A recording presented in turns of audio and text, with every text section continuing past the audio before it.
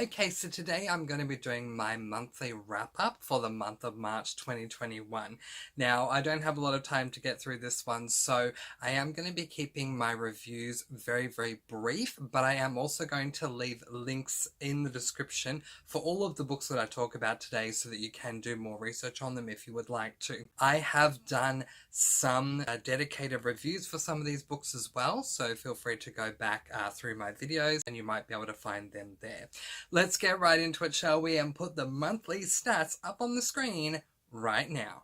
In the month of March, I read a total of 12 books comprising of 4 fantasy, 2 sci-fi, 1 contemporary, 1 classic, 1 mystery, 1 LGBTIQ+, 1 memoir, and 1 self-help. I'm laughing because there's just so many different genres. Okay, to my age groups, I read 4 YA, 4 adult, and 4 middle grade, so very even across the board there. For my lengths, I read 1 tome, 7 half tomes, and 4 novellas. To my star ratings, 8 5 stars, 3 4 stars, and 1 3-star. But we're going to start as per usual with the books that I DNF'd, and I DNF'd 2 books in the month of March 2021.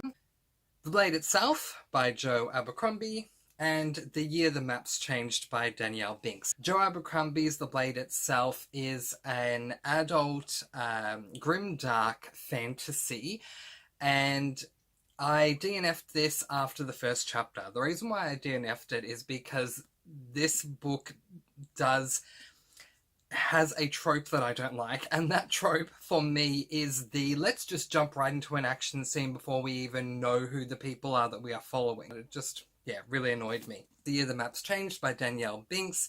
I just wasn't enjoying myself with it. I just really wasn't enjoying myself at all with this book, so I DNF'd it. Alright, now let's get on to the books that I did read in the month of March. So the first book that I read in the month of March was this book, Perfect, by Sarah Shepard. This is book number 3 in the Pretty Little Liars series. We're following 4 girls. One night, 5 girls who are best friends having a sleepover at someone's house. One of the girls goes missing during the night. Ever since that night, the remaining 4 girls receive text messages from an antagonist known as A, and the girls are trying to find out who A is, because A is continually trying to also spill a lot of secrets that they have. Book 3, I felt really caught up with the maturity level, and I really appreciated that. We explored a ton of different topics, including conversion therapy, which I thought was a very interesting topic for this type of a series to tackle. I really appreciated that, as well as other really hard-hitting topics as well as dealing with the antagonist of A. I really loved this book and felt like Sarah Shepard bounced back so incredibly well with this third book. I gave it 5 stars. The second book that I read for the month of March was this book, Jordan Rivett's Duel of Fire. It follows a girl by the name of Dara who loves to do sword-on-sword combat for a sport, and this is something that she wants to do with the rest of her life. In this particular world where the story is set, this is a sport that a lot of people do, and it's a sport where there are many competitions, there's lots of money to be made, there are sponsorships with deals of money to be made as well. Her parents don't like this, they really don't support it at all, so Dara kind of has to work without them knowing what she's doing. If you love trials and like competition things that play out throughout books, I do highly recommend this one. I gave it 5 stars. I thought it was amazing. Book number 2 in the Princess Diaries series.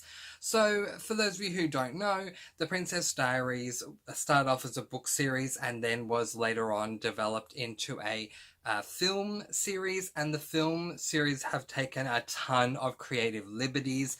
Book number 1 is so very different to how film number 1 is. I thought that book 1 was alright, but the more I'm reading this series, the more I'm getting a little turned off by it, to be honest. I ended up giving this book 4 stars. I think there are some really good things about the book. I think it's okay, but at the same time, I would recommend this series to anyone who either hasn't seen the film or is happy to go into this series with a completely open mind to the fact that there are some very huge, distinctive, creative differences between the book medium and the film medium. The next book that I read in March was this book, Keeper of the Lost Cities, book number 2, Exile. Okay, so this is the second book in the Keeper of the Lost Cities series. Book number 1 follows Sophie, and all I can really tell you is that there is more to Sophie than meets the eye. She starts off in a situation where she's surrounded by classmates of hers, and then she comes to find out through a set of circumstances that she's not human. She is then taken into another world, a world of beings of her kind, and she goes to a school where she learns more about who she is. Book 2 continues on with Sophie's story. I gave book 2 4 stars. I loved the school in this book so much. The school's name is Foxfire, I believe, and Foxfire hardly makes an appearance at all in this book, and that really got to me, if I'm to be real. Really, if I add up all the pages that we spent at the school in book 2, we'd probably get about 1 chapter's worth. I did think the story was good. It's just, I couldn't give it 5 stars because as good as the plot was, the fact that we weren't in the school really took away from my intrigue and love of this series. The Trials of Morrigan Crow, otherwise known as Nevermore, by Jessica Townsend. This is book 1 in the Nevermore series. This book focuses on a girl whose name is Morrigan, who was born on a certain day 11 years prior to the book taking place. All of the children born on that day, it turns out they have a curse placed upon them and they're going to die. We know this incredibly early on in chapter 1, so this is not a spoiler. On the eve of Morrigan's birthday, an old man walks in. He asks our protagonist Morrigan a very important question. Do you want to die?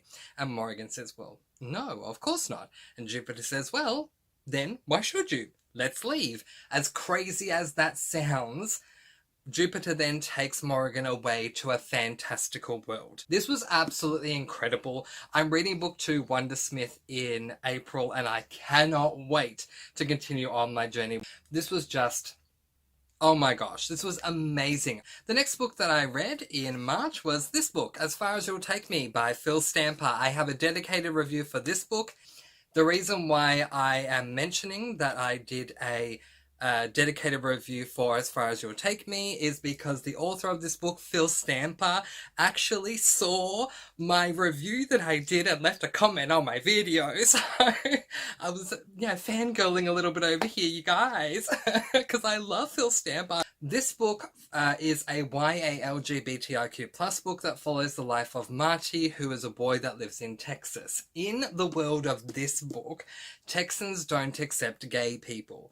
Marty is an oboist. He loves to play the oboe and he has the dream of joining the London Symphonic Orchestra. So he travels over to London to see if he can find a way to make it in the music industry over there. There are some very hard-hitting issues that do come up in this book. One thing that I will say, I've read a ton of reviews on this book, that people did not expect when going into reading this book is the hard-hitting issues. So please be well aware that this book may look fluffy, but it is anything but. This is Phil Stamper to a T. Phil Stamper explored some tough, hard-hitting issues in The Gravity of Us as well, and I just love him as a writer. I love what he's done for the LGBTIQ plus books community, and this book was amazing. 5 stars. The Diva Rules by Michelle Visage. It is a book of rules for divas. So this book, I went into this book thinking it was a memoir,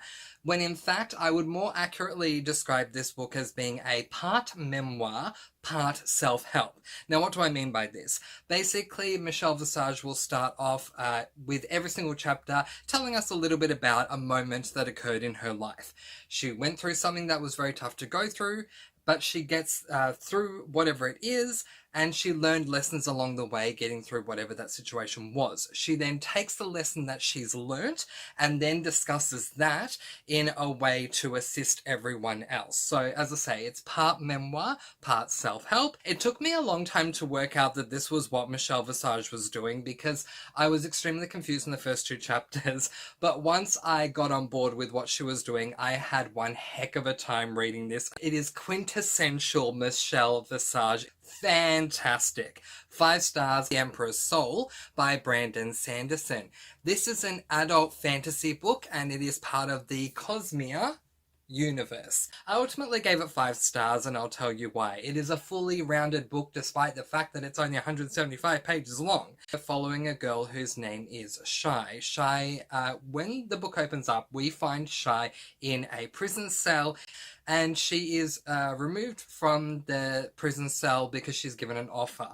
And the offer occurs because of something that happened to the Emperor. What happened to the Emperor was that he was assassinated. I mean, there was an assassination attempt made on the Emperor's life. The Emperor is still alive, but he's just meat and bones. There's nothing going on at all upstairs. They're trying to make a deal with her is within 100 days to create an artificial soul that they can place into the Emperor. If you have read Brandon Sanderson before and you love his works, you're going to love this book. It is quintessential Brandon Sanderson. If you have never read Brandon Sanderson before, I recommend starting with this book. A lot of people recommend starting with The Final Empire. I don't. I now recommend starting with The Emperor's Soul because it's 175 pages long and you will get everything you need to know about Brandon Sanderson. I absolutely loved it. 5 stars for 1984 by George Orwell. This is my classic book for the month. This book revolves around our protagonist whose name is Winston. Winston lives in a time, 1984, but fictional 1984, where there is this whole Big Brother thing going on. Cameras are everywhere in this world. No matter where you go, you can be seen. It is a very much tyrannical, dystopian world. I end up giving this book 3 stars, let me tell you why. The first half of this book was a slog and a half to get through. It's foundational building to get us to the point of knowing exactly what's going on and how everything works and why everyone is, you know, always being filmed. But the good news is the second half. The second half of this book makes the first half slog worth the read. Trust me when I say this, push through. Because the second half was absolutely amazing. It is so incredibly action-packed.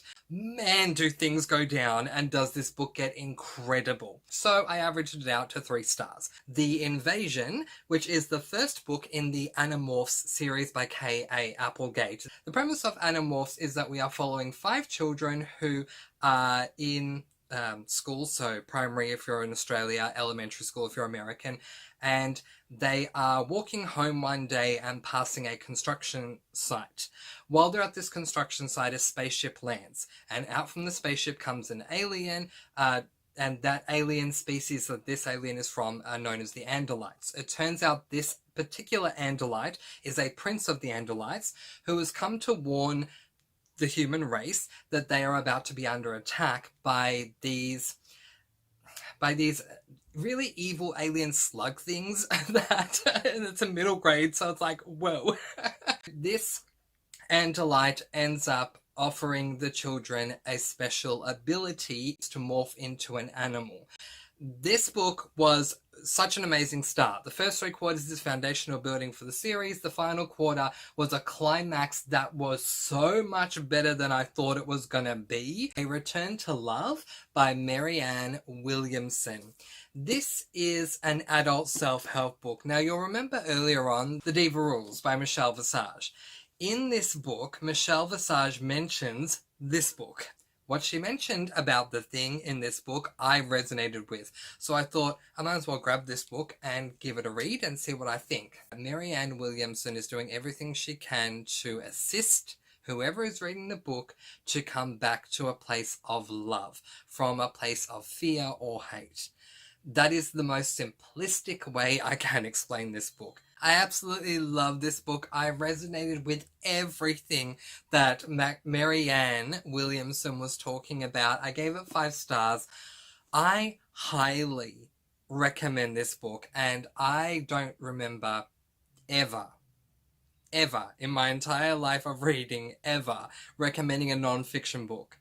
You just have to read it. And I still had time to read one more book. So the final book that I read in the month of March was this book, The Visitor, which is book number 2 in the Animorphs series. And yes, this is my book that I had when I was in grade 6, when I was a little child.